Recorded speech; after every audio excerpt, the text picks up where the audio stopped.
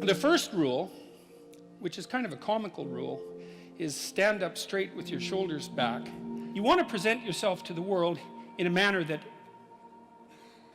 doesn't disgrace you in some sense. That might be a good way to think about it. And you don't want to disgrace yourself, because the consequence of disgrace is emotional dysregulation. More pain, less positive emotion.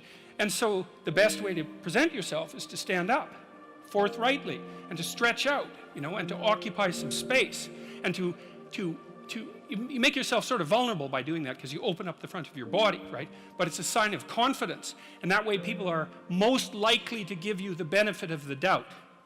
And that's a good way to start regulating your mood. But not only does it directly regulate your mood to stand up, because it's so tightly associated, like postural flexion is associated with serotonin and emotional regulation, but also because if you straighten up and you present yourself in that manner, then other people are more likely to take you seriously. And that's another way that you can at least give yourself the bloody benefit of the doubt, right? And confront the world in a courageous manner. And that's a really good way of figuring out how to establish yourself in multiple competence hierarchies, because one of the general rules of thumb about how to be successful is to confront things that frighten you forthrightly and with courage. And that's kind of a universal strategy for success. Rule number 2 is treat yourself like you're someone that you care about.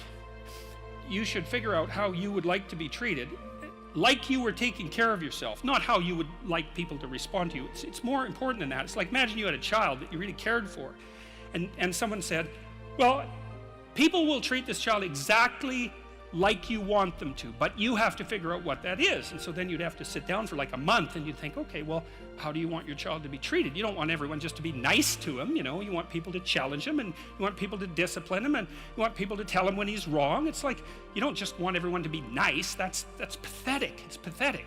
There's no challenge in that. And so, well, you want to treat other people like you would like to be treated. Well, then you have to figure out, how would you like to be treated? And while you'd like people to fawn all over you and just lay everything at your feet, it's like, no, that's not something you'd wish for someone that you were taking care of.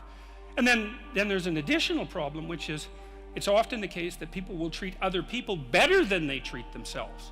That happens extremely frequently. So one of the things I pointed out in chapter 2 was that if you have a dog and you take him to a vet, and the vet gives you the prescription medicine, you'll go buy the medicine and you will give it to the dog, and you will do it properly. But if you go yourself to a doctor and you get a prescription, there's a 30% chance you won't even pick up the medication. And if you do, there's a 50% chance that you won't administer it to yourself properly. And so I really thought about that. When I first came across that statistic, it was another one of those little facts. I thought, what the hell's up with that? It's like, you'll do it for your dog, so obviously you'll do it for something you care about, and you're conscientious enough so you'll actually do it. So like, why wouldn't you do it for you? Your dog likes you, even your dog would rather that you did, but you don't. And it's actually one of the reasons that modern medicine doesn't work nearly as well as it could, because people just don't take their medication. And it's not only because they don't take care of themselves. There's some skepticism about doctors, but you could be just as skeptical about the vet. In Rule 2, it's a bit of a meditation on why people don't like themselves very much. And I think there's 2 reasons, really. And one is that we're fragile and damageable and imperfect in multiple dimensions all the time. And that often just gets worse. Lots of things get worse as you get old, for example. So it's not necessarily that easy for a self-conscious being who's extraordinarily aware of his or her own fragility, but not just fragility, foolishness and errors. Like, you know yourself better than anyone else knows you, and you might have a certain amount of dislike for someone you know because of something they did, but you know everything you did. Jesus, that's a drag, man. You have to carry that along behind. It's like, really, I did that, And then, so there's that. It's like you're weak and kind of useless and prone to temptation, and all those things. That just shouldn't be that way. And then you're also capable of pretty vicious acts of malevolence. And so you also know that about yourself. And so it's a real existential question for people. It's like, why the hell should you take care of something as sorry and wretched as you are?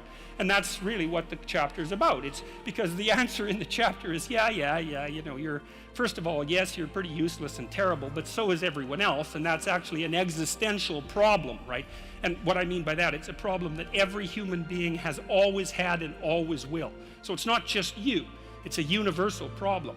And that there's an answer to that, and one of them is to, what does it to say? Love the sinner but hate the sin. It's something like that, is that despite the fact that you're not all that you could be, the proper attitude to have towards yourself is the attitude that you would have towards someone that you genuinely cared for. And that it's incumbent on you to act as if you genuinely care for yourself, just like you would act towards someone that you actually cared about, some other person. And so it's a reversal in some sense of the golden rule, right? And it's a discussion of why that's necessary. And also, more than that, it's a discussion of why you have a moral obligation to do that. It's not just that you should because it would be better for you. You actually have a moral obligation to do that, I think, because you make the world a much better place, a much worse place if you don't take care of yourself. So you should bloody well take care of yourself, you know, because, well, that's what the chapter's about. It's partly because you have something valuable to bring into the world. That's the thing about being an individual. It's the thing that Western civilization has always recognized, that as an individual, you have a light that you have to bring into the world, and that if you don't bring it into the world is a dimmer place, and that's a bad thing, because when the world is a dim place, it can get very, very, very dark. And so it's necessary, not just so that you feel better, not just so that you're a #1 lobster, none of those things. You need to take care of yourself because you're in the best position to do that. And it's necessary for you to take care of yourself. Despite the fact that we're mortal and vulnerable and self-conscious and capable, not only capable of doing terrible things, but actually do them. Despite all that, you still have that responsibility. And so I wanted to, you know, hit the question as hard as I can to try to figure out, well, why people are contemptuous of themselves. And there's plenty of reason, that's for sure, but the reasons do not justify the mistreatment of yourself. It's as simple as that. It's not a good strategy. And the next rule is make friends with people who want the best for you. And that's a meditation on my own childhood and adolescence to some degree. I had friends who wanted the best for me and friends who didn't. And, you know, they were friends who, some of them were aiming up and some of them were aiming down. And if you have a friend that's aiming down and you do something that's aiming up, then they're generally not that happy about it, you know. They try to top your accomplishment with one of their own, hypothetical or real, or put down what you're doing, or offer you a cigarette if you're trying to quit and you've kind of done that successfully, or a drink if you've been drinking too much and are trying to stop being an alcoholic, you know. Or yeah, they're cynical and bitter and devoted towards no good. And sometimes that's family members too, and sometimes it's even part of you, you know. But this chapter is an injunction to people, is like you have an ethical responsibility to take care of yourself, you have an ethical responsibility to surround yourself with people who have the courage and faith and wisdom to wish you well when you've done something good, and to stop you when you're doing something destructive. And if your friends aren't like that, then they're not your friends. And maintaining your friendships with them might not even be in their interest.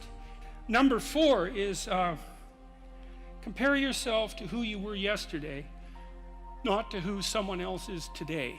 See, I'd been taught as a psychologist that most human characteristics were normally distributed, right? So most people were average and some people were extreme. That's a normal distribution. Intelligence is like that, and height, there's more people of average height than very tall or very short, and weight is like that, and lots of things are normally distributed, and psychologists tend to assume that everything is, but it isn't.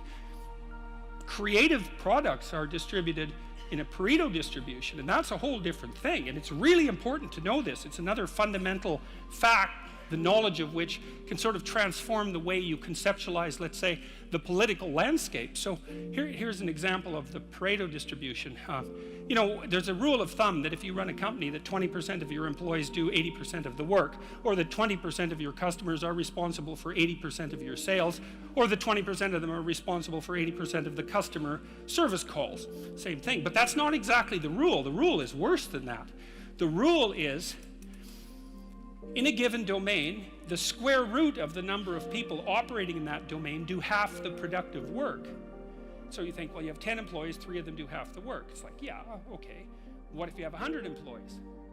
Then 10 of them do half the work.